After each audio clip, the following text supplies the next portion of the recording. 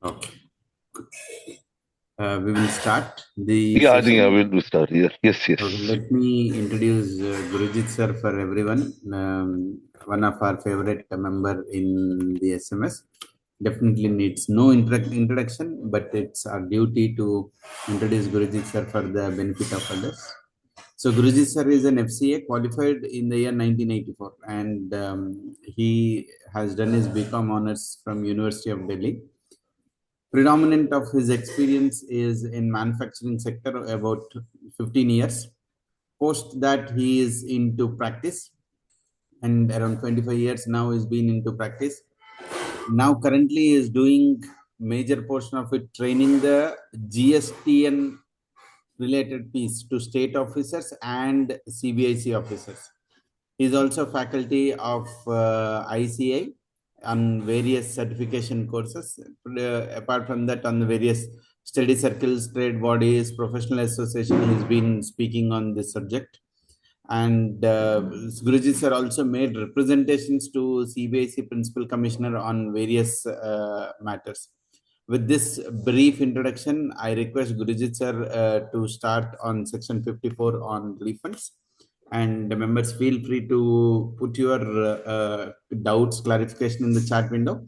At an appropriate time, we will take intervals and we will continue the session. Sir, over to you. Thank you so much. Thank you so much, Venugopal sir, for your kind words. Good morning to all the colleagues, members of the group who have joined in.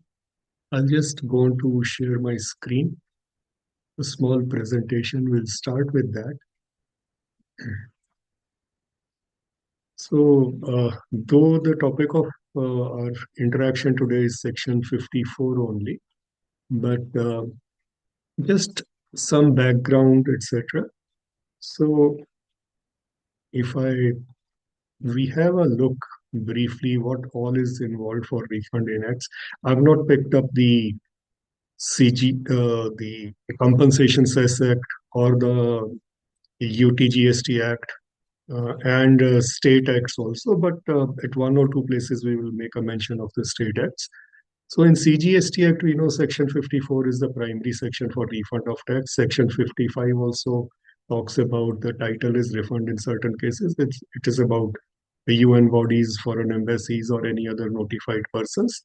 Section 56 talks about interest on delayed refund. Section 105 on interest on refund of amount paid for admission of appeal, only for the under pre-deposit subsections, the amount paid under 1076 or the subsection 8 of 112. In IGST Act, we know section 16 to be the main major section where the refunds come, but there's a section 15 also, a refund of integrated tax paid on supply of goods to tourists living in India.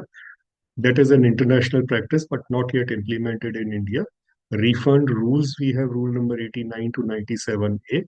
Just like to make mention here of Finance Act 2023, whereby section 159 subsection 2 of this Finance Act, this act introduced in schedule 3 paragraphs 7 and 8 regarding whether the high sea sales and warehouse, etc., whether that should be considered as supply and tax. So this particular section where it relates to refund is this subsection says that no refund of tax would be allowed if any tax has been paid when this amendment was introduced in Schedule 3, though that amendment is retrospective. Similarly, one more subclause AA has been added in para 8 of Schedule 3, Wide Finance Act 2025. And this particular section 134 also mentions about that no refund. So why I've included it here, just for that this becomes a document for us to refer to. It is not part of any act section, etc. Otherwise, it's part of the Finance Act. Coming over to the main section of our discussion, section 54. So I'll suggest that we'll have a quick look at the first three subsections, subsection 1, subsection 2, subsection 3.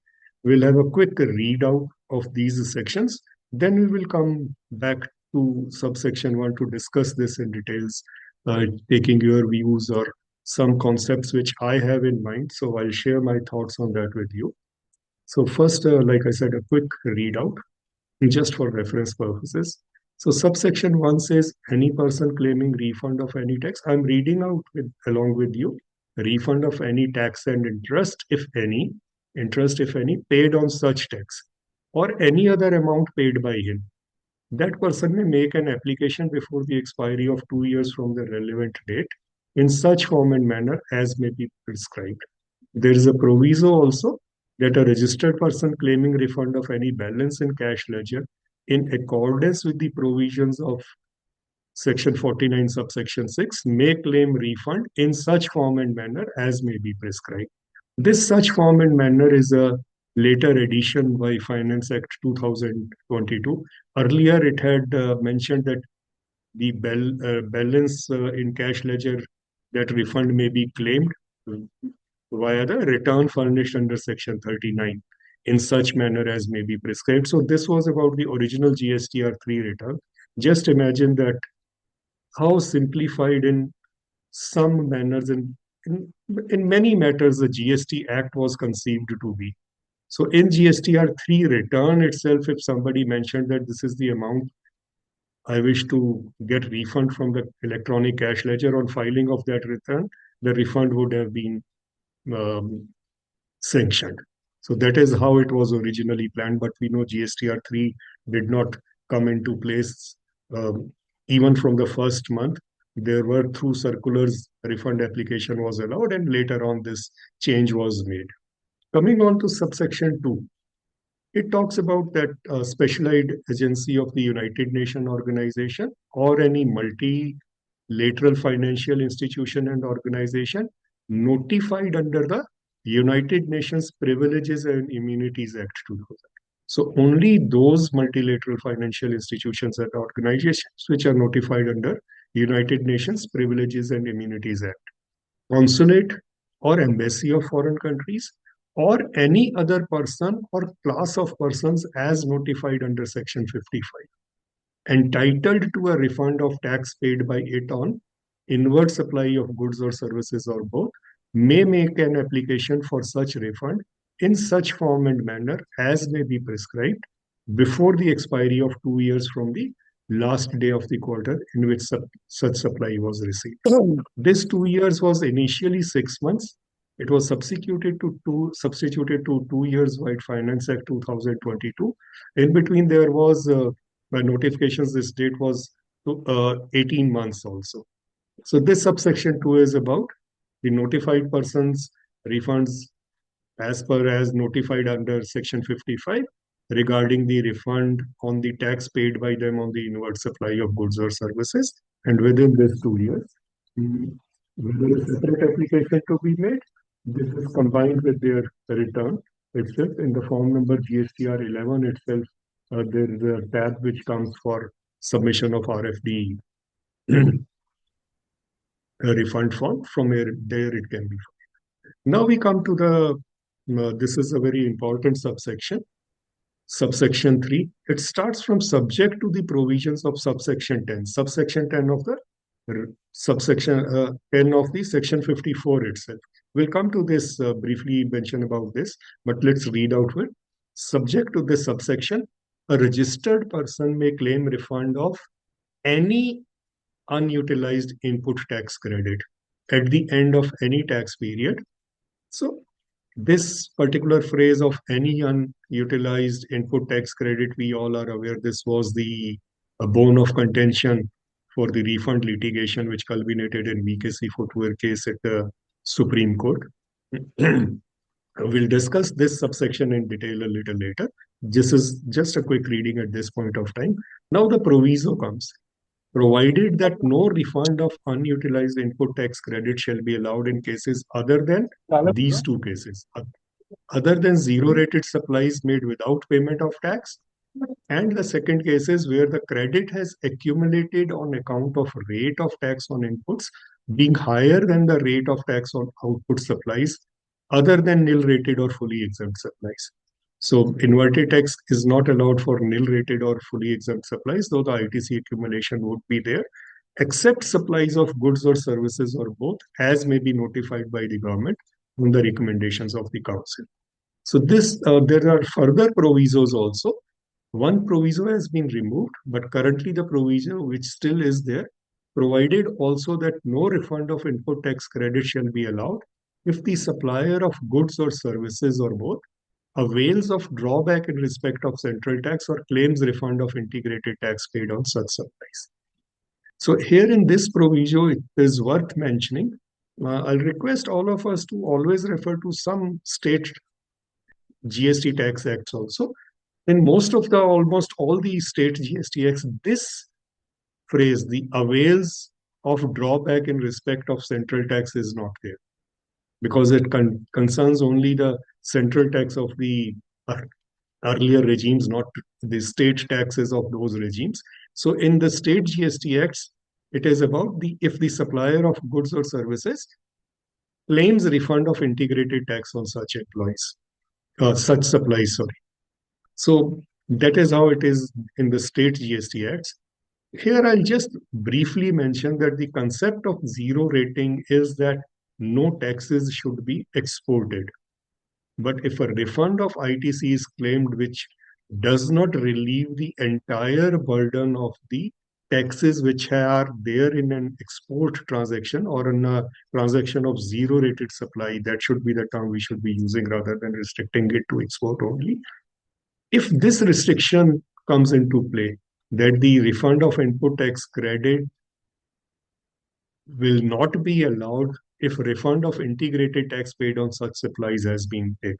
So this does not completely, it rather restricts that the burden of tax on zero rated supplies may retain in certain cases. Now, regarding the proviso which has been removed, this proviso read as provided further that no refund of unutilized input tax credit shall be allowed in cases where the goods exported out of India are subject to export duty. So what was happening? It simply states that if goods are exported out of India, if those goods are subject to any export duty, no refund of unutilized ITC would be allowed. But there were many cases where officers were restricting the IDS, inverted duty tax structure, refund also if on those goods there was export. The intention of the law was clearly that should be applicable only for zero rated supplies, this proviso. So there were many officers who were rejecting the refund of inverted duty structure, ITC refund, in cases of inverted duty structure if somehow those goods were subjected to export duty. So what this anomaly has been, or this doubts have been removed by the Finance Act number 2 of 2024, where this has been omitted, but it has been shifted, or it has been added into the IGST Act in the zero rated supply section, that such restriction remains. So this restriction now effectively only is for the ITC refund on zero rated supplies. So that is what we have read, the quick reading of first three subsections. If I read it in any other manner, say this is without the proviso of subsection 1 where it talks about the cash ledger refund. If we just read this subsection, now one will have this in two part of discussions. So one part is whether this is just a machinery section, machinery provision rather, or it is also a substantive provision.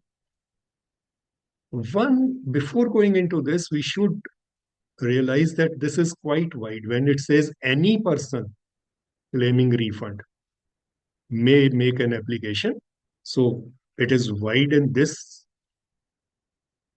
reference, and it is also very wide that what refund would be sought. A refund of any tax, refund of interest, if any, paid on such tax, or any other amount paid by him. So in both these aspects, this subsection is constructed very wide. So one theory which says of, we discuss with colleagues, etc., it is that this section, yeah, it entitles to refund for these two cases. This entitles to refund for the Section 55 cases, and this entitles to refund of the ITC on zero rated and refund of ITC accumulated in credit ledger in case of inverted. Another way of looking at this is, if I may not agree with this proposition that all these three subsections refer to different kind of refunds, and after that the procedural subsections start.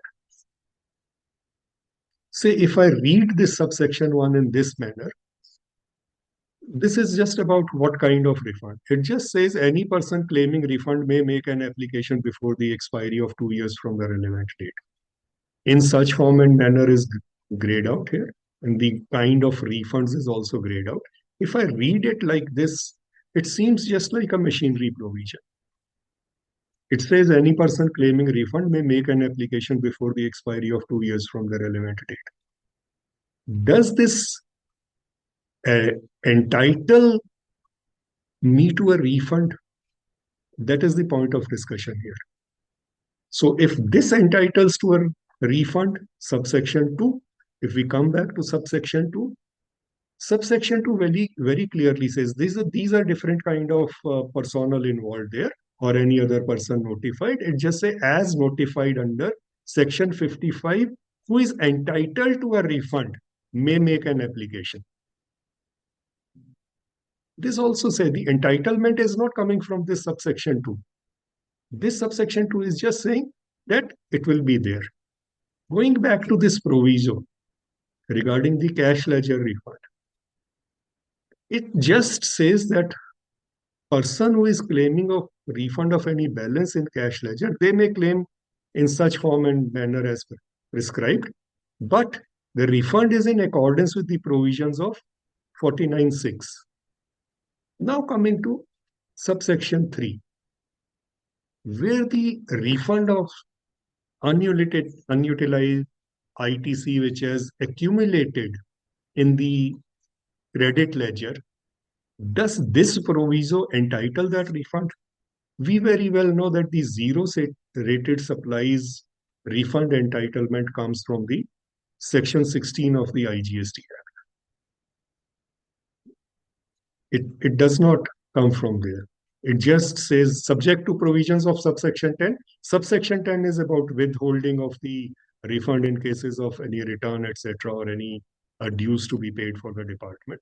So it just says that this granting of refund or the processing of refund is subject to that it is subject to withholding. So we know this gets entitlement from there. This gets entitlement from where? If I put in a contention that this is entitlement from, or the source of this refund is section 16, where does this entitlement come from this subsection, or does it come from the subsection 1? If we say subsection 1 is the mother section in a way, where it says it is a substantive section, and any tax, interest on such tax, or any other amount paid by him. So one of the views also expressed is that the ITC is not part of any of these three things. There is a view that yes, ITC is also an amount paid or a tax paid by the person who is receiving those goods, and it is collected by the person who is supplying those goods. In this, for this, I'll just take you to, let me see, I'm going further. Yes, it is about the application should be accompanied by documents, etc. So here I'm just jumping it here. Sorry, this should have been B. It is marked as A. It says documentary evidence has to be attached regarding what? Regarding the amount of tax, interest, if any, paid, the same things which were there in subsection 1, or any other amount paid in relation to which refund is being claimed, amount paid or collected or paid by that person, collected from that person or paid by such person. So if this subsection 4 says that the refund can be of the amount which is collected from that person also, does that become part of this? This is further expanded in subsection 4.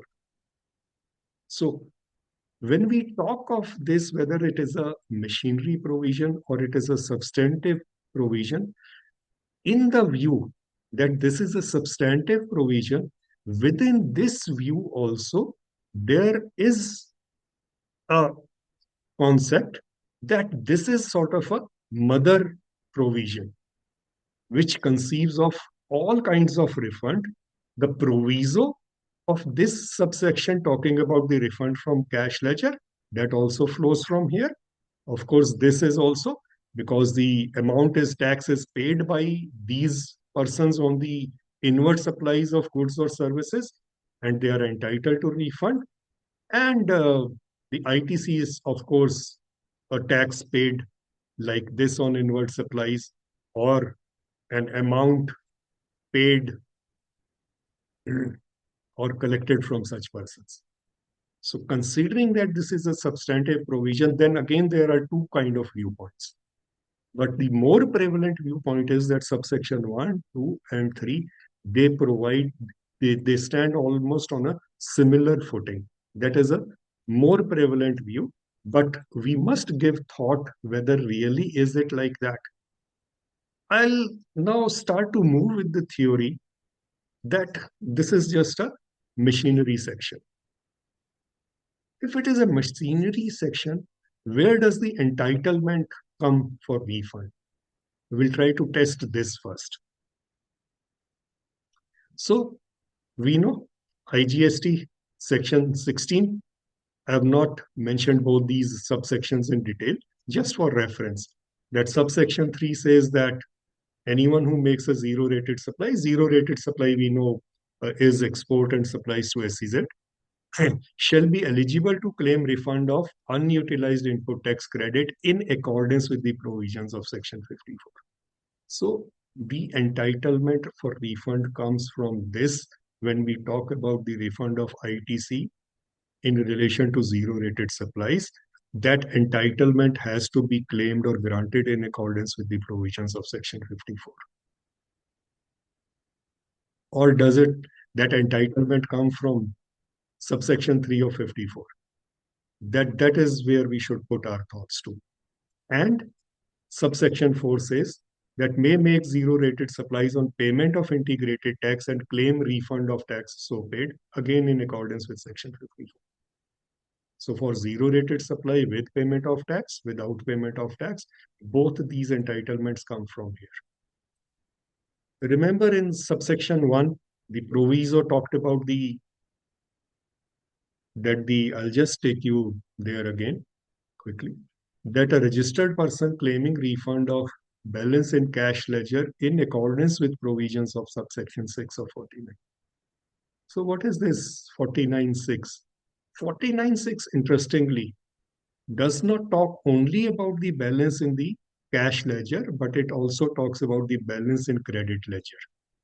It says the balance in the cash ledger or the credit ledger after payment of tax, interest, penalty, fee, or any other amount. These are the payments which are made from the cash ledger or credit ledger. Credit ledger is used for payment of tax, we all know, and cash ledger for all these.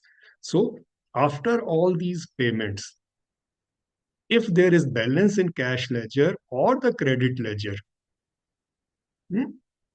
that it may be refunded in accordance with the provisions. The proviso to subsection 1, when it talks about the refund from cash ledger, specifically mentions that it is according to 49.6. Though the proviso in 54.3, when it talks about refund from the credit ledger, does not specifically talk about 49.6, I'm proposing a view that that entitlement comes from 49.6 itself, like the balance in cash ledger entitlement. So the source of this refund is from there. It is also for zero rated supplies from subsection 3 of section 16 of the IGST Act, and for the IDS, the inverted duty structure, going back to the subsection 3 provision. So it says, this subsection starts, we'll ignore this subject to the provisions of subsection 10. It starts with a registered person may claim refund of any unutilized input tax credit at the end of any tax period. Does it sound similar to 49.6? That balance lying in the credit ledger after payment of tax in accordance with the act or the rules thereunder is refundable in accordance with section 54. So section 54 starts with this and then inserts a proviso where that restriction is that yes, balance in credit ledger can be refunded, but only in case. It will not be allowed in cases other than. It will be allowed only in case of, I'm ignoring zero rated supply now for that purpose of focusing on the credit ledger refund for other scenarios. So it is the only case besides zero rated, the IDS structure, inverted structure, where the refund can be allowed. So are these machinery provisions, or are these the source of refund provisions? Going further from 49.6, do we have other sections also? The TDS section is 51. Subsection 8 says the refund to the deductor or deductee arising on account of excess or erroneous deduction shall be dealt with in accordance of provisions of section 54. So any TDS deducted erroneously in excess or erroneously otherwise, that excess should be refunded either to the deductor or to the deducted. That is what section 51 says. So the entitlement or the source of refund in such cases comes from here. Section 55, the subsection 2, again, if we say these are just machinery provisions, it says that all these kind of organizations, as per any person or class of persons notified under section 55, entitled to a refund. It says all these persons entitled to refund may make an application. What does section 55 says? Section 55 says the government, on the recommendations of the council, by notification, specify all these organizations or any other person or class of persons as may be specified who shall, subject to such conditions and restrictions as may be prescribed, be entitled to claim a refund of taxes paid on the notified supplies received by them. It is not about credit ledger refund. It just says that the refund of taxes paid on supplies received by them, they are entitled to a refund. The entitlement to a refund comes from section 55, and subsection 2 of section 54 just says that all these organizations or persons entitled to a refund by section 55 may make an application as in the manner prescribed within 6 months or 2 years or 18 months as the provision changed over the time. Another, is there other such provisions in the Act which talk about whether refund entitlement, or we can consider that the refund comes from the source of refund is there? The section 60 is about provisional assessment. So subsection 5 says when the final assessment happens, so if the person is entitled to a refund consequent to the order of a final assessment, the final assessment is under subsection 3 of that section. So subject to provisions of subsection 8, interest shall be entitled to a refund. So where the registered person is entitled to a refund subject to, this. And provisions of 54(8) will come later. We are aware that is about passing the incidence of tax, and interest is also entitled. So in such cases, the source and giving that person a right to claim refund comes from here. Are there any more sections? Yes, section 76 we have discussed so many times in our group discussions, etc. Many times these issues comes up. That is tax collected at source but not deposited, and it says any amount collected as tax. So section 76 subsection 10 says where any surplus is left after the adjustment under subsection 9. So what this refers to is that if somebody has collected some amount as tax or otherwise an amount showing this amount is a tax, not exactly a tax, but saying that this is a tax. And when the order for that demand crystallizes under 7610, if any amount has been collected by that person and paid to the department consequent to that demand, and that amount involves certain amounts which are not actually a tax, so the amount of such surplus shall be credited to the fund. Fund here means the consumer welfare fund, or refunded to the person who has borne the incidence. And subsection 11 says the person who has borne the incidence may apply for refund. This is again just a procedural for this source. The source for this person to claim a refund under section 7610 comes from there. That is the refund here, but the refund application and processing of the fund, that refund has to be in accordance with the provisions of section 54. The source of refund is there.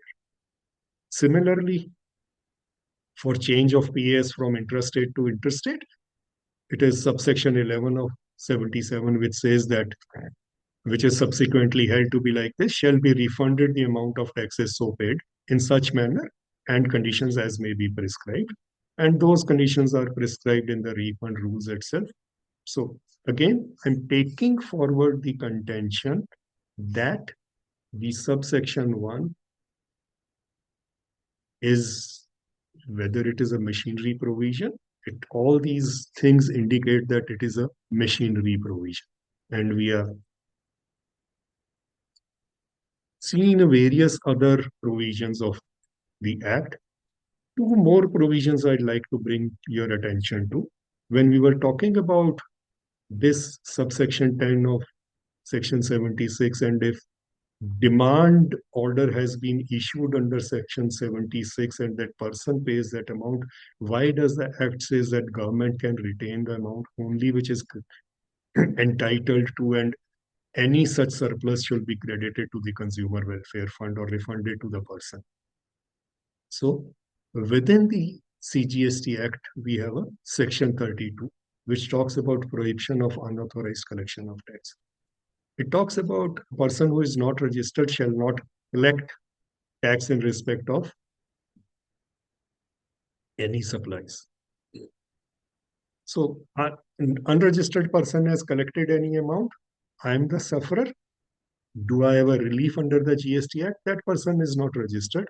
Unless and so my relief is a civil suit only. When I realize that I am the sufferer, he was not authorized, not supposed to collect any tax, but he has done it. So my relief lies there. Unless and until action against that person is initiated under section 76 or some other section, specifically under section 76, and that amount is realized from him, then I can claim a refund. And it talks about that no registered persons shall collect tax except in accordance with the provisions of this Act. So even a registered person, say someone is making a supply and charges 18% on that, though actually the amount chargeable should be 5%.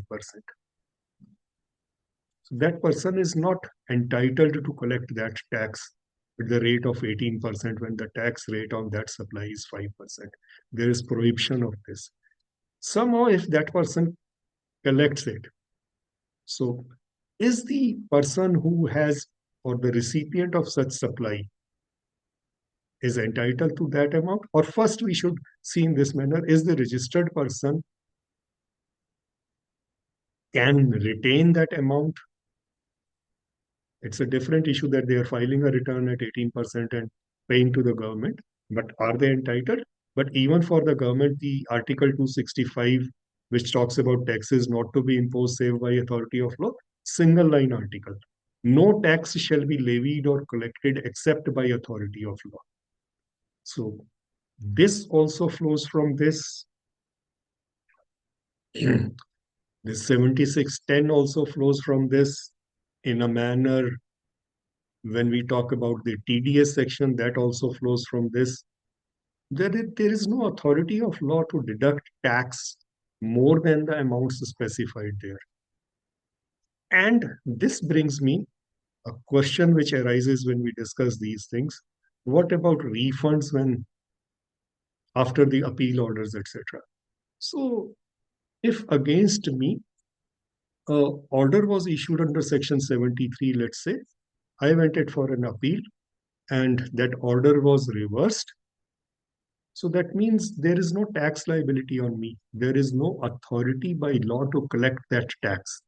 So if there is no authority to collect that tax, so that should not have been collected from me, and entitled to my refund comes from these things.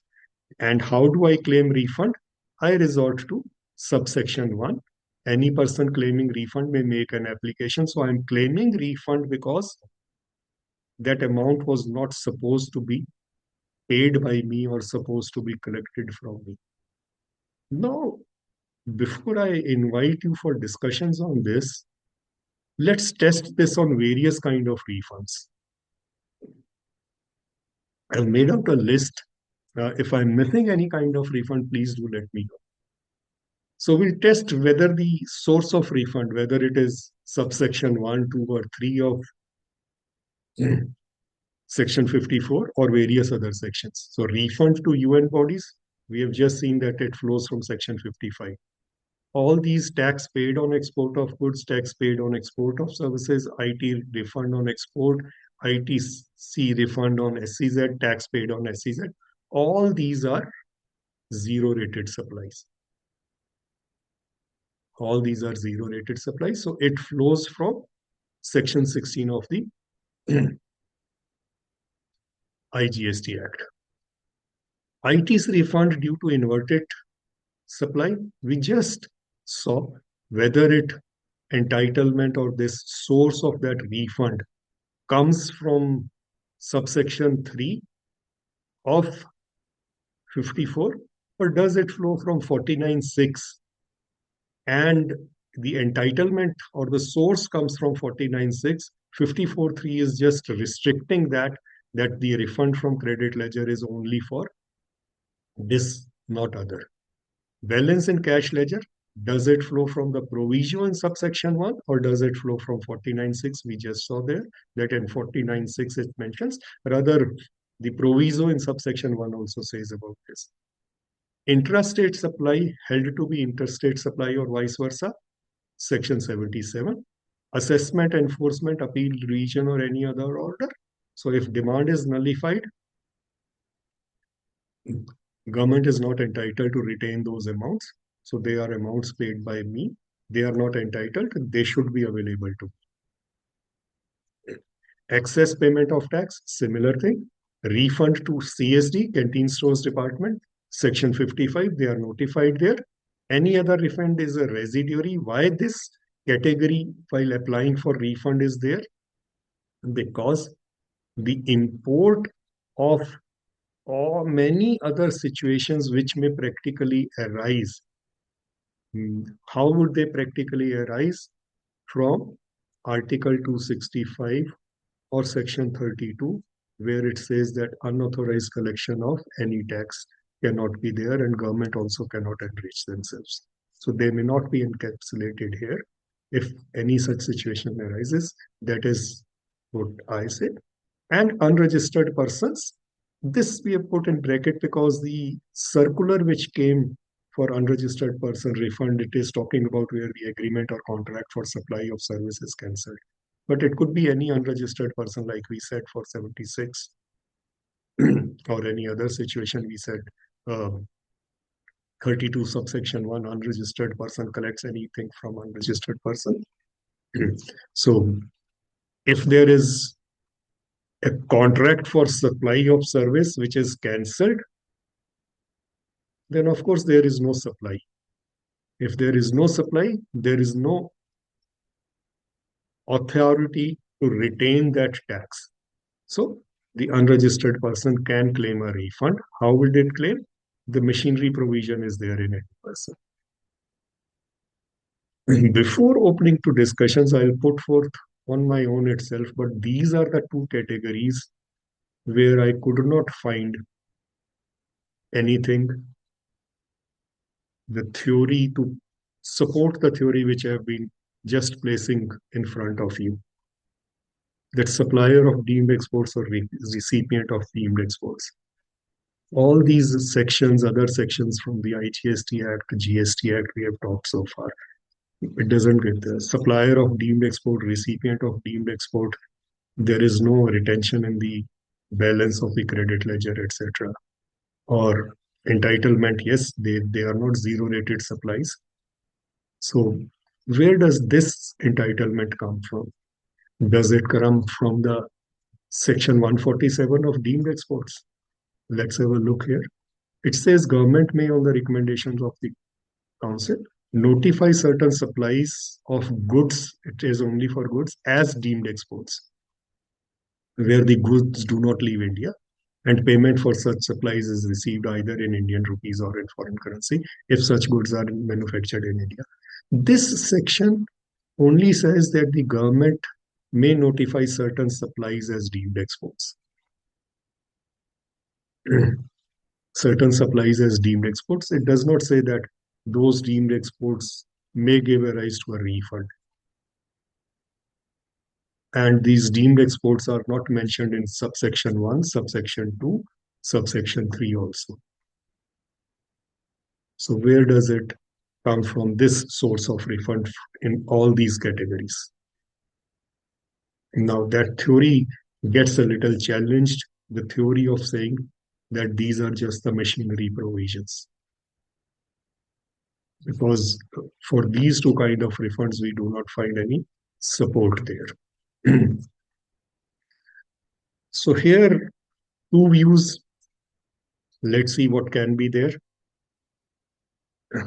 One view, is it a deeming provision where such supplies which are notified under 147, they become exports and thereby they become zero rated, because exports are a zero rated supply and that refund entitlement comes from subsection 16 of the IGST Act. But this deeming provision, though it is there in the CGST Act, it is not there in the IGST Act, but it is deemed that such supplies will become export.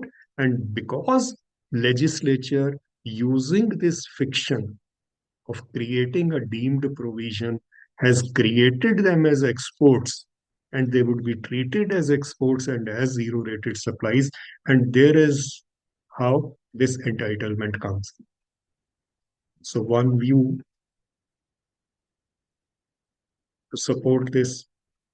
Another view, coming back to subsection 1, where we started this discussion, that is this a machinery provision or is it a substantive? We have just flown through all these multiple sections, subsections, even the subsection 2 and subsection 3 of section 54 are subsection 1, 2, 3, all of them, these sections which entitle to refund. Subsection 2 is very easy to say, no, it is the entitlement comes from 55. Subsection 3, zero rated supplies comes from 16. What about the IDS refund? That is, does it come from 49.6? But we are coming back here.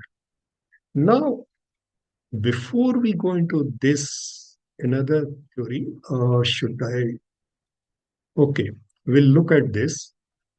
The explanation, the explanations at the end of section 54 that first explanation, the explanation says for the purpose of this section, the first says refund includes refund of tax paid on zero rated supply of goods or services or both or on input or input services used in making such zero rated supplies or refund of tax regarded as deemed exports or refund of unutilized import tax credit as provided under subsection 3.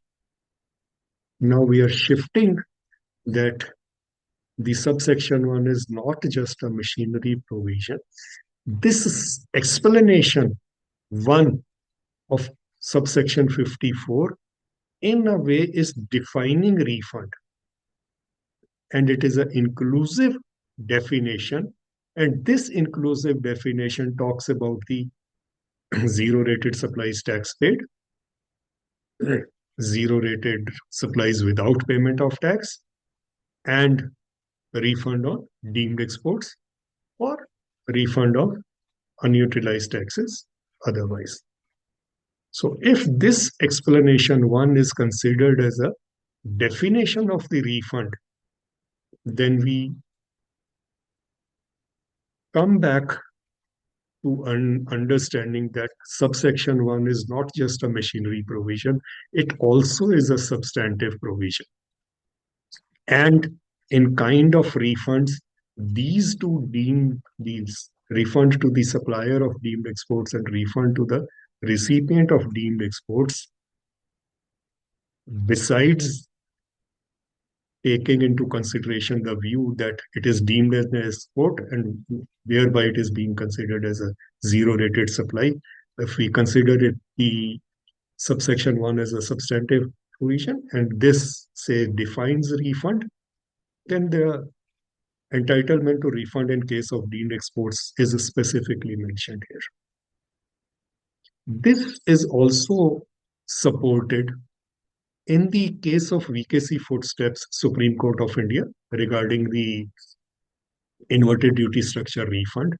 There, while discussing the refund entitlements, etc., in para 55, sub-para 7, the Supreme Court, the Honorable Supreme Court specifically mentions that explanation 1 to section 54, while defining the expression refund for the purposes of section, adopts an inclusive definition. Though their focus is more on that the refund of subsection 3 is part of this definition and it is for domestic supplies.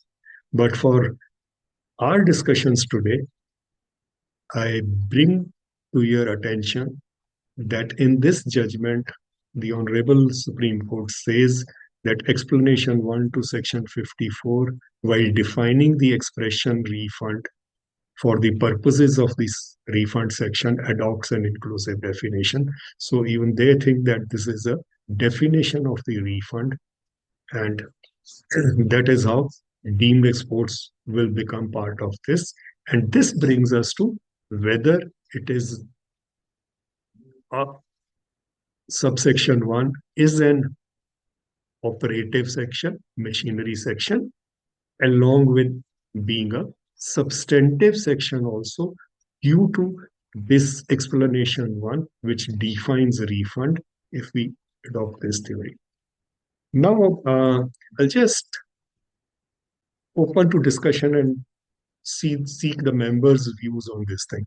We have only 10 minutes left on this. So for today's discussions, anyone, any views, or we can go forward to other subsections, but let's have some interactions first on these. What are the views, or what is your thoughts on these members' thoughts?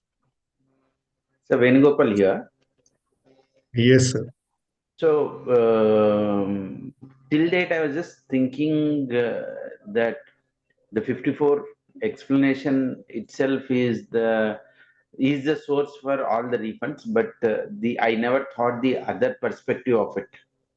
That, like when you brought out the deemed exports, I was clearly thinking that it was already there. So why are we thinking? But yeah, you brought that the substantial provision or as a machinery provision. It's a good food for thought, and I think this is interesting if we have to apply in other provisions of the law. That's all I would want to just make a comment.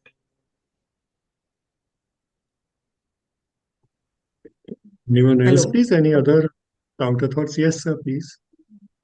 Sir, this is Annapurna, sir. Sir, regarding your point, like deemed export, can we not apply that 54.8 where that unjust enrichment is not there? Can we not apply the clause E or F where they are saying that if the tax is borne by the applicant? So for this deemed export, I think they have put a condition that wherever they are not claiming the credit, they can go for the refund, right? So can we look that aspect also, sir? Or should we look only 54.1 only directly? Because either the supplier 54.8 or I've the shared on receiver. the, yes. Yeah, because either the supplier 54.8, or the receiver. Yeah. mhm, Yes, sir. mhm. Yes, So sir, does please. the refund entitlement come from there? So for the 54.8, we have to look at subsection 5 here. If you can see on the screen, I'll just expand it. So 54.5 says that if on receipt of any such application, the proper officer is satisfied that the whole or part of the amount claimed is Hmm. refundable. So if Hmm. any amount is refundable, the Yeah. officer should make an order accordingly, and amount so Okay. determined shall be credited to the fund referred Yes. to in section 57. It just Yes, says sir. that if any amount is refundable, that is the section 5, we have to read it out. But Yeah. then this is about provisional refund. Hmm. This is the subsection 7 is about the timeline. Now it says Hmm. that notwithstanding subsection 8 says that notwithstanding anything contained in subsection 5. So Yeah. to whom the refund has to be given? The default subsection says that refund has to be sent to the fund, the Yeah. welfare fund. But subsection 8 says no, the refundable amount, notwithstanding whatever is said there, it will be paid to the applicant. So it just says Yes. that in all these situations, it will be Hmm. paid to the applicant. It does not entitle them to the refund. So it just says that if application has been made, that after that processing that application, it is refund is allowable, should it be sent to the consumer welfare fund or should it be Hmm. made to the applicant? In all these Hmm. situations, that refund should be credited to the applicant. Yes. So specifically like for 77 we are having here or exports we are having or 54.3 we are having, but there is a residual clause of E and F. So I was just trying to see, is it government trying to look into this aspect because the tax or interest borne by such other class of applicant as the government may on the recommendation of the council by notification specify. So this refund is specified in that notification, I think 47 if I'm not wrong, 17, and by way of circular also they have given that. So should we not look this aspect also was my issues. Okay, Because but yes, that is other only a other thought. members' view Yeah, on this, yeah, only a Anupama thought on ma'am's this. contention. Yes, Yeah, please, only a thoughts thought. are welcome. Only a thought. Yeah, Yes, I'll yes. just open it to other members also, this thought before.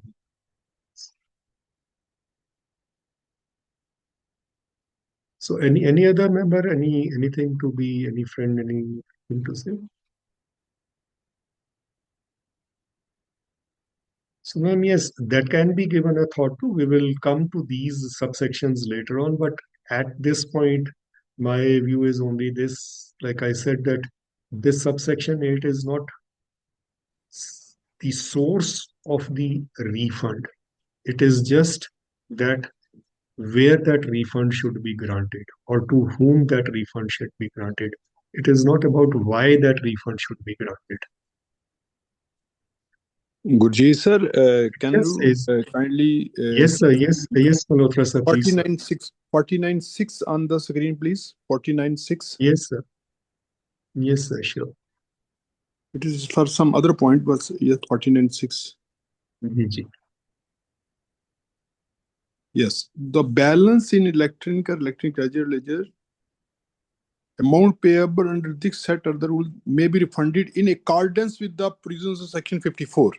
So, sir, it is here. Actually, I just wanted to make a point. Can we Yes. apply for the refund of balance of electronic ledger? Because here he is saying that in accordance with the provisions of section 54, it's not saying subject to the provisions of section 54. So 49.6 allows me to claim refund of electronic credit ledger also. Suppose the taxpayer has got his registration cancelled. He is no more taxable under the law. So I'm just making a point. Can we apply for the refund of the balance lying in his credit ledger?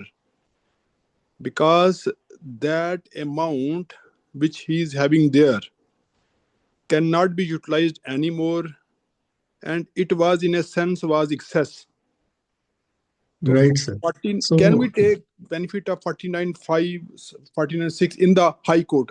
Naturally, it will be in the High Courts only. So it Because, was the Sikkim High Court had given this decision specifically, like in this the example which you have taken, the cancellation of registration and some amounts lying in credit ledger. So Sikkim High Court had said that as per 49.6, that amount is refundable. Now coming to this part, that 49.6 does not say subject to section 54, it just says in accordance with provisions of this section 54. So what is the import or the importance of saying this phrase, that in accordance with the provisions? So can this refund under 49.6 be in violation with the provisions of section 54? When section Actually- 54, subsection 3 says that it is the refund from credit ledger will not be granted in cases other than the two cases specified. So if we just stick to 49.6, then the refund from credit ledger, ignoring the provisions of section 54, would be violated of provisions of section 54. Puller Sahab, Why- what logic Yes, sir, please. what logic Sikkim High Court has taken for this? The same logic which you are putting forward, that as per 49.6, but that decision has been overruled, sir. That has been overruled by the Supreme Court. Yes, I suppose so. I'm forgetting whether it was a division bench or the Supreme Court, but it has been overruled. I'll just share Okay. that with you later. That has been overruled.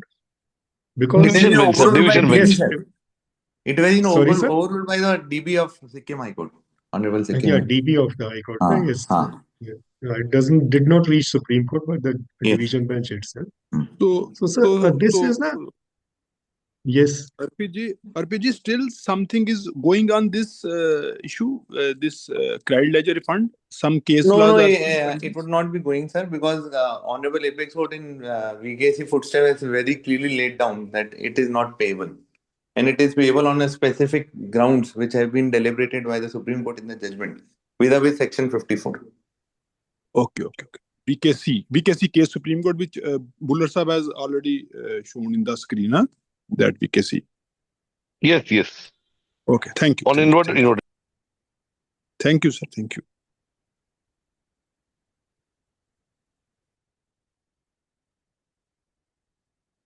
Sir, is there any under 54.3 where the under that subsection 2 where the credit is accumulated on account of higher rate of tax, that is higher rate of tax compared with, is there any time limit? Only that 2 years is the time limit, or is there they can get faster? Time limit that is why I was saying that subsection 1 is sort of a master section, because it covers all kind of refunds, because we have different views now, where say that subsection 1 is for a different kind of refund, subsection 2 is for a different kind of a refund, 3 for a different.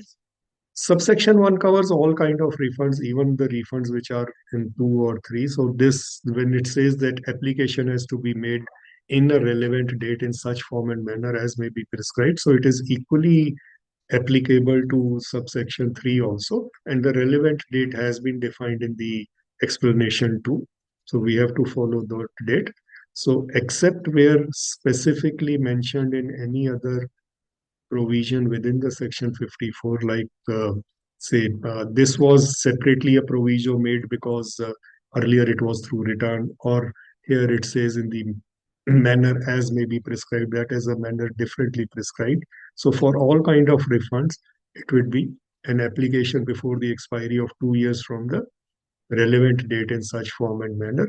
Though we have discussions when we say that when we talk about the Article 265 or otherwise, that the amounts collected by any person which should not have been collected as a tax. So if it is not a tax, with that relevant date still apply or not, because that will be when we will have discussions on relevant date. So whether this 2 years, or rather than 2 years, it is relevant date, what happens on relevant date. We know for section 77, the relevant date has been shifted from the payment of date of tax to the date of when it is realized that, or it is held that the POS has changed from interstate to interstate. But otherwise, this will be applicable, sir, in my view.